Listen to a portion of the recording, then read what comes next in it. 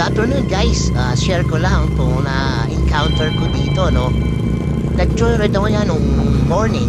Ngayon, siguro mga 11 na yan. Pauwi na ako, no. May na-encounter ako dito, no. Hindi ko alam kung ano nangyari, ewan ko ba. So ito na nga, no.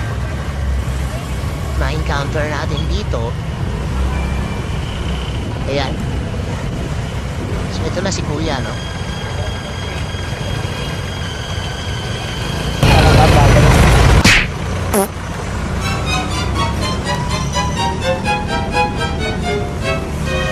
May sinabi si kuya pero hindi ko naiintindihan. Hindi ko alam kung against ba sa akin o ewan ko ba. So yun lang guys, sinare ko lang, no. Ingat ko lang next time guys. Kung sakali man masama yung sinabi sa akin, huwag nyo na lang patulan guys, no? So happy lang tayo lagi, no? Para wala tayong mga kaaway sa kalsada. Tandaan natin, meron pa tayong kuya. Peace out.